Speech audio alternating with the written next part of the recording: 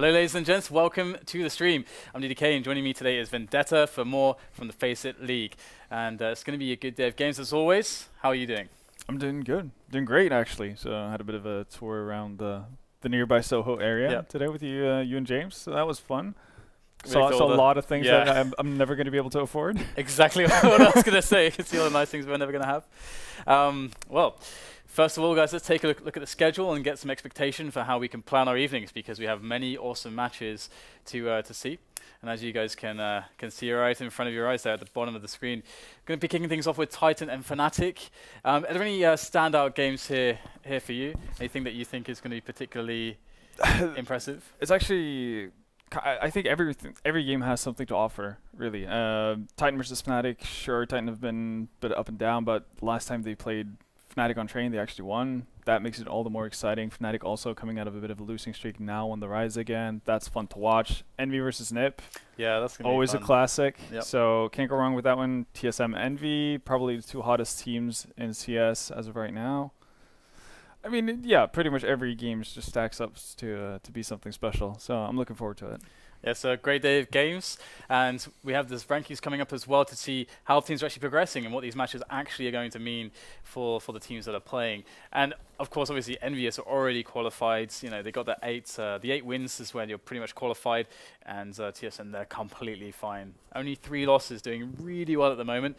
Envious up there as well as Fnatic. Fnatic usually the team that is right at the top there. Anything that's particularly surprising to you, bearing in mind some teams haven't played that many matches yet, like Virtus.pro?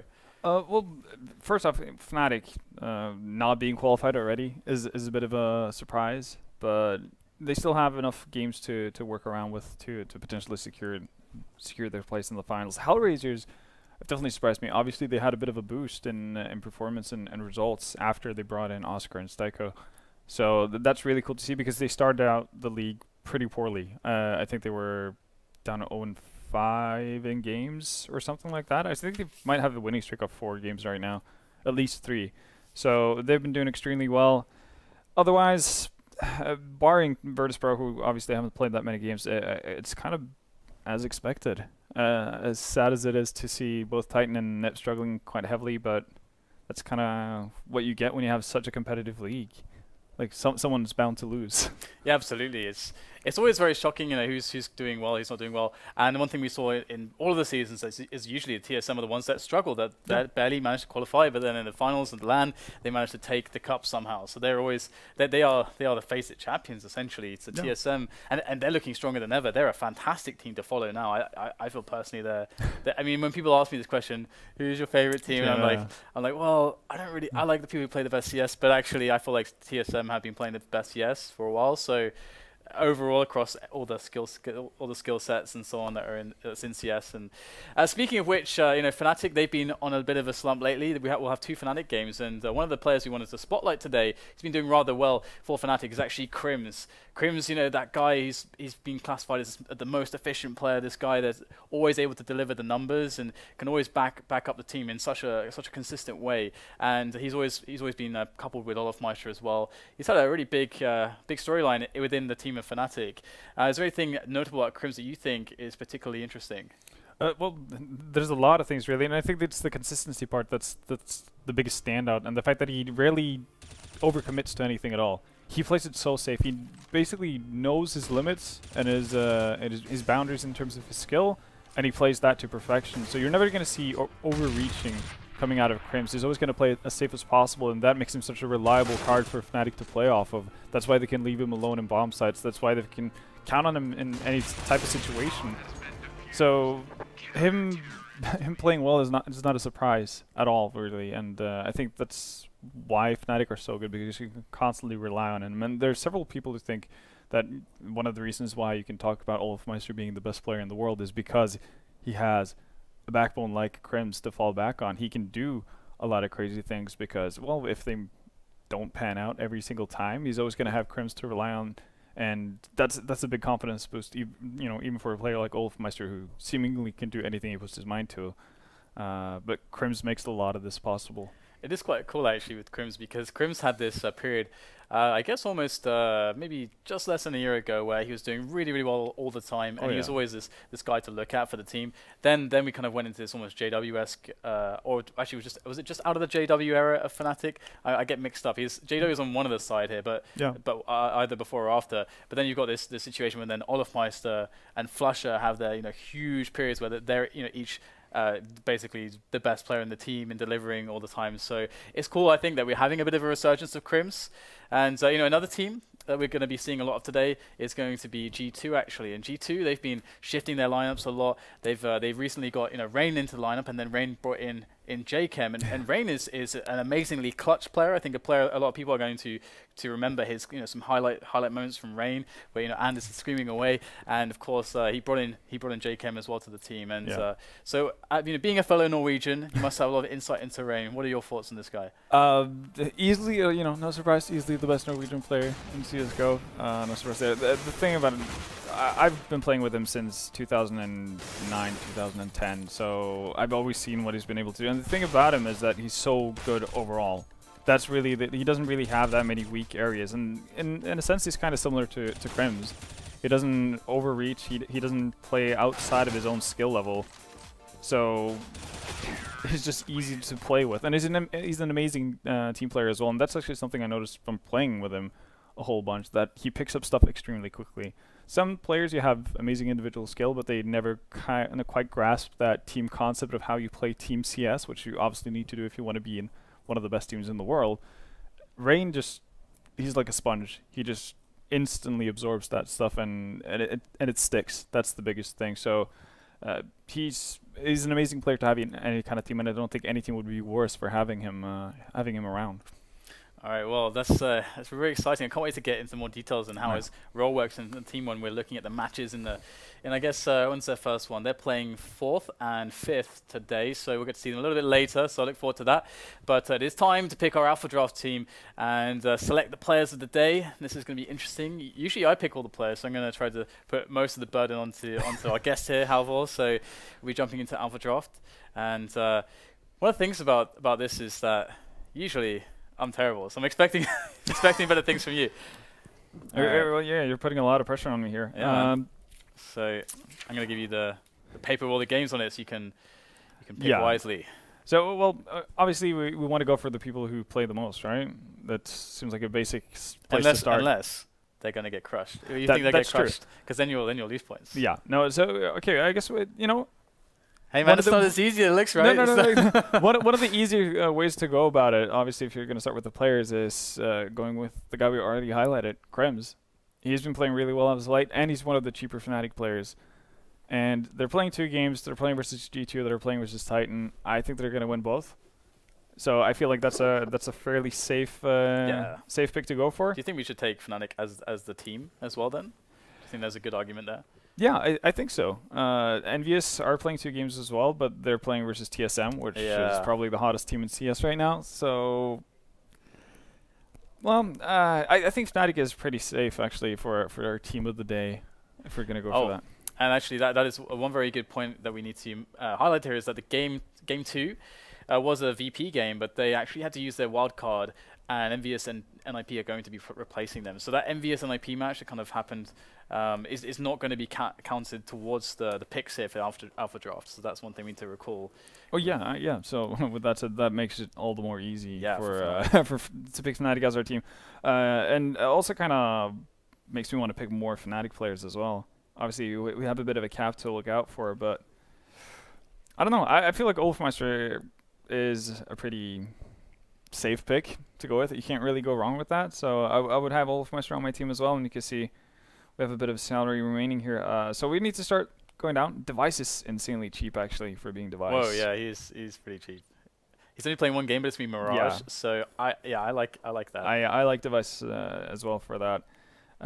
Carrigan is also a good choice potentially. I think those are the top 2 picks from TSM for Mirage, I'd say. And this is I guess we can't go there though, right? Yeah, I think we have to actually look for Gamers 2 or HellRaisers players at this point. Obviously, Gamers 2 play 2 games. That's something I have to keep in mind. But they are playing Fnatic, so that's going to be interesting to see. But I wouldn't go with any. The problem is, like, if you pick Rain, you're starting to toy quite heavily with your salary, right? So we're gonna have to go lower down, and we're gonna have to look for the less expensive players here. And oh, actually, I see one already, Oscar, for 6-3. Yeah. Yeah, that's just happening. Even Stiko, man, he's been really good lately. Yeah, I'm actually curious to see whether or not he's gonna play today because he's been having PC issues. So he's gonna be a wild card. I don't feel safe picking him. Yeah, that's unfortunate, isn't it? Yeah, and actually, okay, this is a bit of a homer pick, but I want Existence on my team. Yep. Wow. Okay. He's been playing better lately. He's been playing very well as of late. So and I want to see him do even better. Well, you got a lot of money for that last pick, man. Yeah, that's what I'm thinking. Michael would close it out perfectly, but I would either. I'm gonna leave this up to you. Okay. Either I would rather take Fox, I think, because I feel like Fox fits Train better. Because I feel like Michael is less consistent on Train than Fox. Because we got the. Oh no! Wait! Sorry. We don't even have a Train for G2. Yeah. So we got Cash and Inferno for G2. So that said, if we're taking a G2 player. Oh, my God! Why can't we have $100 more? Wait, we don't have to. I mean, we can afford Happy. But he's playing in the game. He's got one voided game, so he's going to be playing up against TSM. I like the idea of going for the G2 player because they can have some pretty stand-up performances. I'm just really sad we can't pick Dennis because we have $100 short to be able to pick Dennis. That is quite depressing. So, oh my God. I guess I want to go with Fox then. You want to go with Fox? Okay, we'll give left up to me. I'm going to take Fox. Yeah. There we go. This is a pretty decent team. I'd say last two times I did Alpha Draft, I actually managed to finish for $0 both times. You did? Yeah. Yeah, that actually feels like an accomplishment in itself. So it doesn't really matter how you do. It's like, well, at least I nailed that one. So it's like check. Indeed. And how it plays out after that is a bit of, like, you know. Yeah, I don't care. I just discarded off the bat. It's fine. I did what I needed to do. So, guys, we are going to be looking at our unicorn picks as well, and also the question. And hopefully, it's not a League question today. I don't know. Do you know League? I know a bit of League, but I know more about Dota. Okay, what do we got here? Okay, well, we got a Dota question. I think. Yeah. I even know the answer to this. This is an easy one. Okay. Impress me. Well, obviously, Silencer, obviously. Hey. I'm impressed. That's so funny because usually we get questions. Actually, last time I failed massively. I knew the answer, but then I didn't read the question properly, and there's two Blizzard universes that are quite close, and I misread the characters because they have a demon hunter in both Warcraft 3 and in Diablo. Yeah. And so I mixed that up because anyway. We'll go away from that. Excuses. But at least we got our unicorns. Got the unicorns on the go. So now we are looking to bet on a match. And so out of all these matches, which match do you think would be the best to as a value bet? Wait, well, you can tell that Reese is already circling that TSM Envy game, so I think he's hinting towards stuff. But if we're looking at upset potential, well, Titan Fnatic Train, maybe. Yeah, I mean, that is a pretty... Given how stacked the odds are against Titan. Yeah. Titan did win the last time they played Fnatic on Train. So that if you want to go big, right? And I feel like that's what we should do. We should go big or go home. So maybe we should go for Titan versus Fnatic. Because there is another thing to consider here, right? So last time G2 played Fnatic, it was actually Inferno as well. And it was actually a 16-14 game. Yeah. And the reason why Fnatic actually even won that game is because Crims aced twice. He got multiple 3Ks and 4Ks. He got 35 kills. Yeah. Crims had balling out of control. Beast game. So G2 Fnatic Inferno. If you judge it purely off that one best of one, right? If you're gonna go there, that could be legit as well. But these odds are ridiculous. I feel like we kind of have to do it. I feel like we have to. If we win, right? We've done it. Okay, producer Reese, how all many? All in. Oh my God! All in. No, don't do that. No, James will fire us all. We're all getting fired. Okay. Don't let your dreams be dreams. We can go 10%. Yeah, I mean, it doesn't really, regardless of how low of an amount we actually bet, we're gonna win. That's good. Let's an insane amount. Okay, 11's good. All right, nice. So I'm pretty happy with this. I think these are one of the two. I think this is more likely than the G2 Fnatic. I feel like the G2 Fnatic one where Crims had to save them, that felt kind of weird that was an Fnatic off even game. got to that position where, because Fnatic feel like the team, even in the best of one, that they should be able to play a map like Inferno really consistently. Because it's, especially against G2. G2, that should in theory be a already hard map for them, I think. Because how do you force engagements? Let's say Fnatic plays defensively, then G2 have to rely on executes and team play. Then you're playing against their weaknesses. So that's the thing though. If Fnatic are actually gonna play to their, I guess, play against the weakness of G2, or if they're just gonna play, how they feel like. And that's when they could run into trouble, because G2 will have, everyone on that team is capable of doming everyone on Fnatic. It doesn't matter how good they are. G2 have excellent aimers, from starting position 1 to 5. So if you don't play versus the weaknesses of G2, you're gonna have a bad time most of the time. Yeah, and just to clarify, I'm not saying that G2 suck or something. I'm saying that's like, it's more of a defined weaker side of their game than let's say some other teams that are a little bit more rounded. But yeah, that's actually what's fun about G2 is their explosiveness, and the explosiveness on all the players on the team. Just anything can happen with these guys, so it's really fun to watch them play. And that said, of course, it's time to talk about our first match a little bit. Titan and Fnatic on Train. I feel like teams, I want to bridge 1 point at the moment. So the meta game has shifted quite a bit from what I've noticed, and we used to have a lot of executes. This makes a lot of sense. It would still be strong right now, but after the patch, it seems like a lot of T-sided, the strategy has revolved around just attacking yard, maybe using one smoke, but they want the engagements. Do you feel like this? How do you feel about the way the meta is on Train and how it suits the two teams? I think it suits Fnatic pretty well, because they have players like Olaf that they can pretty much. They've done this quite a lot in the past.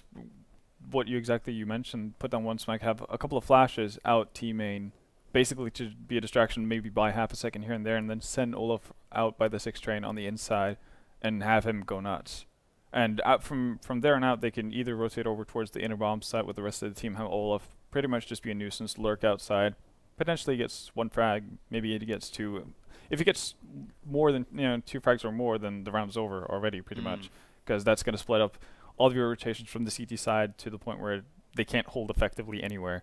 So that meta, I think, is going to be really nice for Fnatic. Titan, we know that Existence likes to play very methodically and execution-based, so he would have liked a bit more slower-paced Train to play off of, but he's going to have to deal with the cards that he has been dealt. And it's not like they don't have the firepower or potential to do that as well. If you can send Scream out in yard and get enough, proper flashes and whatnot to create space for him, or shocks for that matter, then they can absolutely dominate. So, and I mean, like you said as well, Existence has been playing better. He's been putting himself more into the kind of forward role, where he's I don't want to say like Carrigan, but I feel like he's taking on he's respecting that kind of ethos a little bit more, that the leader can go a bit more crazy, and I like that out of them, because I think you have to have that on a top team at the moment. Yeah, and for me, it's more of a resurgence seeing Existence from what we knew he was in Source, because he was not only the best in-game leader of all time in CSS, but he was also one of the best players, just skill-wise in CSS. Right. And that's hard for people to believe. He just started following CS:GO, that Existence was some sort of a godlike monster. You get flashes of it from time to time. You're like, whoa, okay. Yeah, exactly. It's like he actually knows what he's doing, right? Yeah. And we saw that pretty much every time they played back in Barrier Games or Redline or what have you back in the day. And I'm happy that with this improvement in performance as well, we've seen him pick up the op more and more and more. And I really like that, because that's one of the trademarks that he had, because he was so well versed in Source and had such a unique skill set that he could pretty much do everything you asked him to. And he played with a lot of confidence as well. And I think that's something that's been lacking. He's been playing kind of afraid a lot of the time, because he's so focused on making sure that the 4 other guys on his team are constantly in the perfect positions and know what they're doing and setting up for the right executes all along, and not really focusing enough on himself and having the confidence that he can basically go out and shoot whoever comes at him. Yeah, it's something that is quite interesting to me, how the new Titan lineup is actually going to be developing, because you do have Existence taking this more forward role, and you can see that he's actually able to use more of his skill, which is really good, because it did feel like he was almost hamstringing himself slightly, almost sandbagging to a degree, where he just is not really giving himself the respect. And it almost reminded me a little bit of when we see Virtus.pro play with Neo. I always feel like Neo is like, I always feel like we should be able to see way more out of Neo. Yeah, well, why don't you let him lose, right? Exactly, and sometimes they do, and he does crazy things. It's like, let this guy do more stuff. I think they might have a bit of a... I think if in a team like BP, obviously hard to know without actually sitting down with all 5 in VP and talking about it. But I think Neo is the kind of player who would also, take that hit for the team. Yeah, he's been there, he's done it, he's proven himself, I guess. Yeah, and he knows that he can. Spotlight. Yeah, and he knows he can do whatever type of job the team needs for a certain type of round or a certain type of map. He can do that because he's such a good all-rounder. He can play with any weapon. Right, exactly. He's Neo, so he can do anything you want him to. So he's going to take that hit. He's going to play the less star-studded role or not that fun position to play. It's like playing B apps on Mirage, right? Nothing's going to happen. So yeah. he can take that role and he's happy with it and he's going to do well with it, and then allow the rest of the guys to do or play positions where they thrive. So I think Existence has been kind of similar to that effect. He's been more focused on making sure that the 4 others around him are in positions to excel rather than in cells. But I think you need to be a tiny bit selfish in CSGO. And it's like you said, you kind of need everyone to contribute if you want to have a shot at winning big tournaments these days. Do you see any issues with the current lineup for Titan? I mean, we have essentially there is a new. They have a new vibe now. They're a new unit. It feels like, generally speaking, they feel much better together. You've got Scream in there now, which is kind of interesting. Scream back again. Yeah, and the Scream shocks kind of dynamic. How does that work? And what do you think about this lineup? What's the most important points? Well, it's still in its infancy, right? So I think it's more of how they're able to adapt to each other's skill sets. I think Shoxy is obviously he has more strengths to play off of than Scream. So if anything, he's going to be the more versatile of the two. He's going to have to adapt to what Scream is not able to adapt to. Okay, so tell me like what is the best they can get out of Scream in this lineup? Where does he best serve Titan? What kind of roles? Where do you see him playing? That's completely dependent on map to map basis. What kind of style Existence feel like is going to be best versus certain teams, right? If you feel like an execution style is going to be better versus a certain team because they play a certain way, then because they paid a lot for Scream, right? So yeah. So they emptied their pockets. I'm like, okay, you paid all this money for Scream. Okay, sure, maybe they got some of the money from from the transfers of the past players as well. Smith, Smith, Apex and Kenny, yes. Yeah. And you get Scream, you got Shox in there. He's going to kind of replace Maniac as the lurker. Now Scream is not as he was on G2, because on G2 I think we're seeing Scream be the biggest player of that team. Yeah, I think that's fair. He was wrecking people, and it was awesome to watch. But then now what you're doing with the Titan lineup, it feels like you're kind of bringing him back a little bit. You bring him a little bit more into a more tactical game, with more team coordinated game. Yeah. So I think it's easy to say that Titan are nearing the same trap they did the first time around they had Scream in, where they basically took him out of the role where he was just allowed to be Scream, right? That headshot machine that ran around and did whatever you wanted. And we clearly saw the effects of it. It's kind of what happens to pretty much any team, any player you bring into a well-established team. You saw that with Alu when he joined NIF. Like, he went from dropping 30 and 40 frags pretty much every game, right, for Mousesports and 3D Max, to being not anonymous, but not the same impact player that you would have expected from watching him previously. And that's not because they lose their skill or anything. It's just they're utilized in a different way. Right. But I still think they can make it work. I have faith. Then again, I have no real solid logic behind that. I'm just I just want it. To work, just right. Willing it. Yeah. No, but I think it can work. I think Scream's a much better player now than what he was in 2013 when he was playing with Rare Games. So there's definitely potential there. But again, it's in its infancy. I think they have a lot to work with. I think the best they can hope for at this point, with the groups coming out for the major, make top 8. That's your absolute best. But I think they got in a really rough group to work with. So hopefully they're not going to be too disappointed if they go out there.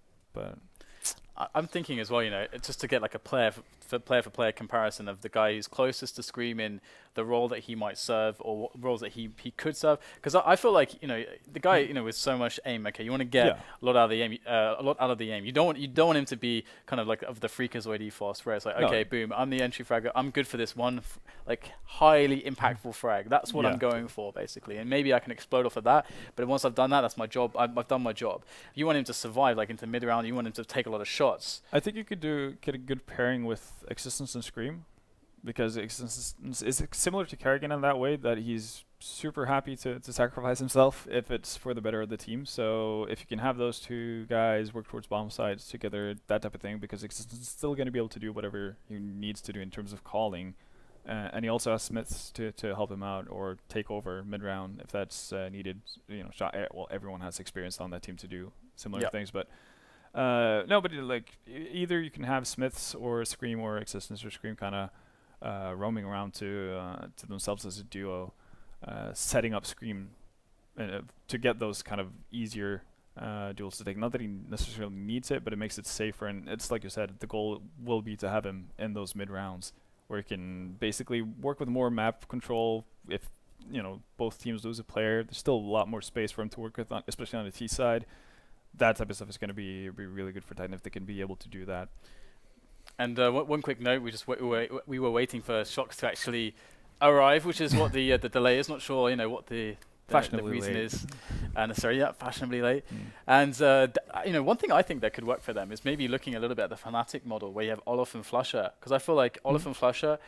Flusher, okay, he's more of the lurker. Like, he gets more of this role, generally speaking. Yeah, but sometimes Olof might get some of these roles as well. And I feel like that's where you wouldn't want Scream, because he's very, very good individually. He can take decisions individually. He can try to get a lot out of situations. Like, I always like the B Plateau example on Cobblestone, because Olof Meister can be there all the time. And it's not necessarily that he is the lurker. It doesn't tell you anything that he's there, for example. But you'll never know how many players are behind him, and that's kind of the point, and that's why it can be so dangerous. Oh yeah, and you still have to commit a full force to stopping Olafmeister, not necessarily because it's just Olafmeister, but it could potentially be 3 more. Exactly, yeah. So and that's a very strong basic dynamic of the way the two players can work, because you can have Flash on the other side of the map, and he can turn into a lurk like either which way, and I really like that idea. Yeah, it's one of the strengths you can have with that.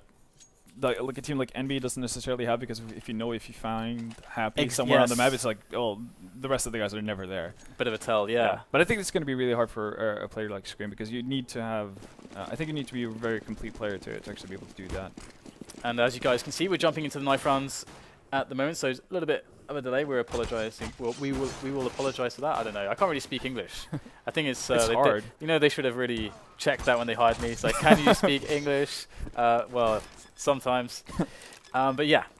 Supposedly so. It's an interesting situation for me, because I feel like having the possibility of 2 lurkers is really important, so you don't have that super hardcore tell. Yeah, so you don't. Yeah, exactly. The predictability is gone. Exactly. From what you're doing, and then I agree. That's absolutely huge. And I think that that can definitely work. I think would have to be map dependent, because obviously you want to play to Scream strength, and that's obviously his aim. But some maps doesn't allow for that solo lurk that could potentially open up a bomb site as much. I think like a map like Train, for instance, sending Scream towards the inner bomb site all by himself is kind of that doesn't really do the same trick as sending him out in yard all the time and well, yeah, working with that. So it's map dependent, but I definitely think there's value to what you mentioned, that having the versatility within the team to send out pretty much one of those 2 guys to mess people up is pretty nice to have.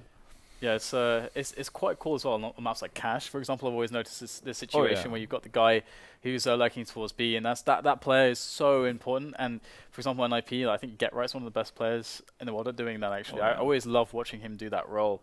And the thing is that it can be a bit of a tell. And you know, you will often find Flusher there for Fnatic, but not always. I think Fnatic are quite cognizant of mixing it up, because they have the players to do so. I feel like Fnatic are quite hard to read in that sense. You can never really take for granted who you see where. Whereas some teams, for example, with the older Titan, when you had Kenny S on the side, you could always see that, okay, all right, Kenny, they're trying to like they're bending. Everyone is bending over backwards to try to get Kenny S on a pick here. Like, we know that nothing's going to happen until Kenny S gets a pick. So it's predictable. And I think Envy, to a certain extent, ran into that same issue with Happy. They're still doing it to to some extent, right? And with Sixes as well, but that's Envy, Envy being Envy.